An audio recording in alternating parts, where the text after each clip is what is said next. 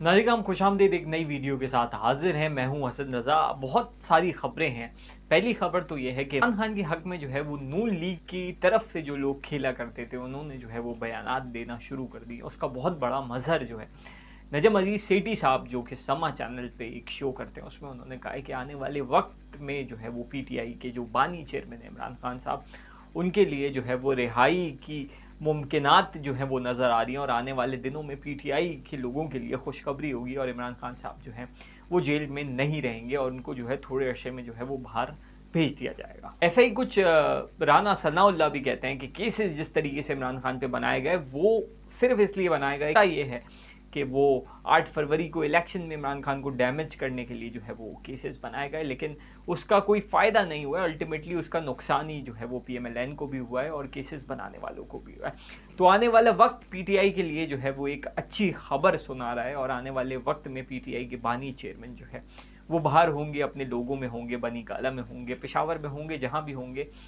वो तो होंगे, लेकिन जो है वो जेल की सलाखों में अब जो है वो ज़्यादा देर तक नहीं रह सकते। साइफ़र से जो है वो केस जो है वो उनके वकील ने उड़ा के रख दिया है। इंतज़ार है वो उनकी आज़ादी के परवाने का है कि वो कब जारी होता है और ये भी देखना है कि कोई और केसेस जो हैं उसमें इमरान खान साहब को जो है वो पकड़ के बंद किया जाता है या उसके बाद इमरान खान साहब को रिलीज़ कर दिया जाता है। अदालतों पे से जो है वो प्रेशर रिलीज़ हुआ है और ये तो बहुत सारे केसेस जो हैं वो अदालतों में चल रहे हैं। उसके बाद अदालतों का लगता है कि समी इब्राहिम साहब को भी जो है उनका नाम ईसीएल में है, तो उसमें भी जो प्रोसीडिंग हो रही है और अब अदालतें जिस तरीके से काम कर रही हैं उसमें थोड़ा-सा लगता ही है कि अदालतों पे जो है वो रिलीफ थोड़ा-सा कम हुआ है। जब उन्होंने सुप्रीम जुडिशल काउंसिल को चीज़ें दे दी हैं उसका मुतालबा इस्लामाबाद हाई कोर्ट के जजेस ने किया, उसके बाद वो थोड़ा-सा रिलैक्स हुआ है। पाकिस्तान पोस्ट को भी हिदायत जारी की गई है कि अगर आपको लगे कि रसाई हो, कुछ ऐसे लेटर्स आएँ जो कि जजों तक भेजने हों, तो उसमें आप चेक कर लें कि उसमें आया पेपर ही है या कुछ पाउडर्ड फॉर्म में अगर कोई चीज़ें हैं, तो उसको जो है वो ना भेजा जाए और उस पे जो है वो फिर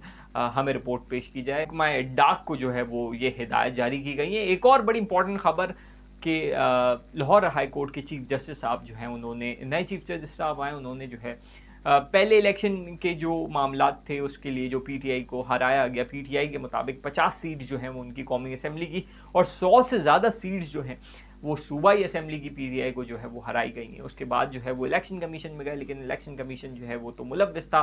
और उसने तो जो है वो पीटीआई की सुनवाई नहीं की। उसके बाद पीटीआई वाले बड़े मायूस थे। तो अब अदालतों से जो है वो काफ़ी उम्मीदें वाबस्ता हो गई हैं पीटीआई की। तो जो पुराने चीफ जस्टिस थे उन्होंने इन मामलात को सुनने के लिए 2 जजेस लगाए हुए थे। अब जो है वो 8 जजेस को जो नए चीफ जस्टिस साहब है उन्होंने लगा दिया है। तो लगता यही है, पीटीआई के वकील भी बड़े होपफुल हैं कि ये बड़ा अच्छा इकदाम है। इससे ये होगा कि केसेस की पैरवी बहुत ज़्यादा तेज़ हो जाएगी और इंसाफ जो है वो जल्दी मिलने की उम्मीद है। होता तो 180 दिन है, लेकिन 180 दिन में जो है वो मामलात जो हैं वो हल नहीं होते, सेटल नहीं होते। उल्टा ये किया इलेक्शन कमीशन ने तो पीटीआई के रहनुमाओं जो जीते हुए थे उनको हराना शुरू कर दिया और उसका रीज़न ये है कि वो हरा के सीट जो है वो नून लीग को दी जाए। नून लीग को देने के बाद उनकी एब्सोल्यूट मेजॉरिटी जो कि 224 मेंबर्स की बनती है वो बन जाए और उसके बाद जो कानून पास होंगे उसके लिए उनको ये सीट्स जो हैं वो बहुत दरकार है। बहुत सारी जगहों पे देखा जाए तो पंजाब में तो जिस तरीके से उन्होंने किया है मुल्तान में पीपल्स पार्टी को फ़ायदा पहुँचाया है और पंजाब में बाकी जितनी जगहों पे है वहाँ पीटीआई की सारी सीट जो हैं वो नून लीग को दे दी गई हैं। ओन चौधरी उसकी मिसाल है कि ओन चौधरी जो है वो हारी हुई सीट पे थे, नवाज शरीफ साहब हारी हुई सीट पे थे। तो ये सारी चीज़ें बताती हैं कि अब अगर अदालतें स्ट्रॉन्ग हो गई और अदालतों पे किसी किस्म का कोई प्रेशर नहीं हुआ तो पीटीआई के लिए यहाँ से भी एक बहुत बड़ा रिलीफ होगा और अगर इंसाफ मिलने लगा और फौरी इंसाफ मिलने लगा तो आने वाले चंद महीनों में इस इंसाफ की बदौलत ना तो पंजाब गवर्नमेंट रह पाएगी और ना वफाकी गवर्नमेंट। एक और खबर कि इमरान खान साहब जेल में हैं तो पीटीआई की कोर कमेटी बड़ी अहम हो गई है जो कि इमरान खान साहब से बात करती है। उनके फैसलों के बाद जो है वो तमाम एलामिया जारी होता है कि पार्टी की पॉलिसी क्या होगी, स्ट्रैटेजी क्या होगी, अब क्या करना है। उससे ऊपर एक कमेटी इमरान खान साहब ने बना दी है जो कि एपेक्स कमेटी होगी और उसको जो है वो इमरान खान साहब फुल एतमाद करते हैं और अंधा भरोसा उस कमेटी पे करते हैं, जिसमें जो लोग शामिल हैं उनके नाम तो अभी तक फाइनल रिवील नहीं हुआ है, लेकिन वो कमेटी जो है वो बन गई है। वो कमेटी के नीचे कोर कमेटी आएगी और उसके बाद जो है वो सारी चीज़ें जो है वो पब्लिक में जाएँगी, पार्टीज़ में जाएँगी। तो एक तरह से तो खान साहब ने जो है वो मौलाना से भी बात करने की उनको हिदायत की है कि मौलाना से भी बात करें और ईद के बाद जो तहरीक पीटीआई चलाने का इरादा रखती है उसमें जो है वो मौलाना को भी शामिल करने के ख्वाह हैं इमरान खान और इमरान खान साहब चाहते हैं कि मौलाना भी इस तहरीक में शामिल हों और हुकूमत के ख़िलाफ़, और जो इलेक्शन में जो ये धांधली हुई है तो इसके ख़िलाफ़ जो है वो पीटीआई के साथ मौलाना इत्तेहाद करें और उसके बाद जो है वो हुकूमत के ख़िलाफ़ जो है वो मुज़ाहरों का एक नया सिलसिला चले। तो बेसिकली ये कमेटी जो है ये एक अच्छा इकदाम हो सकता है, क्योंकि अभी पीटीआई में जो आपस में जो इख्तिलाफ़ात हैं कि कौन कोर कमेटी में है, कौन उनका तर्जुमान है, कौन फोकल पर्सन है, कौन नहीं है, कोई मुलाकात करके आता नहीं है, उसका एक पाँव जेल से बाहर होता है और वो मीडिया पे आके जो है वो इमरान खान के हवाले से कोई ना कोई बयान देना शुरू कर देते हैं। क्योंकि व्यूअरशिप भी उसी को मिलती है जो इमरान खान साहब से मिल के आता है, उनके मुताल्लिक बात करता है, तो सोशल मीडिया तो इसी से चलता है। आप इलेक्ट्रॉनिक मीडिया पे भले जो है वो आपको इजाज़त ना हो, लेकिन सोशल मीडिया तो सिर्फ़ इमरान खान के गिर्द ही घूमता है। और इस हवाले से बहुत सारे लोगों की भी यही तमन्ना होती है, ख्वाहिश होती है कि इमरान खान से रिलेटेड कोई भी ख़बर हो, उससे हम लिंक हो और हमसे वो ख़बर जो है वो बाहर चली जाए। तो इस हवाले से एक अच्छा इकदाम इमरान खान साहब का कि वो कमेटी जो उन्होंने फ़ॉर्म कर दी है, जो कि एपिक्स कमेटी होगी, वो सारे मामलात को देखेगी और जितने लोग कम होंगे और उसके बाद वो तौसीक करके जब नीचे देंगे कोर कमेटी को, वो फिर तमाम चीज़ों को लागू करेगी। तो इस तरीके से जब तक इमरान खान साहब बाहर नहीं आते, ये इकदाम जो है वो बहुत पहले हो जाना चाहिए था, लेकिन चले देर आए दुरुस्त आए।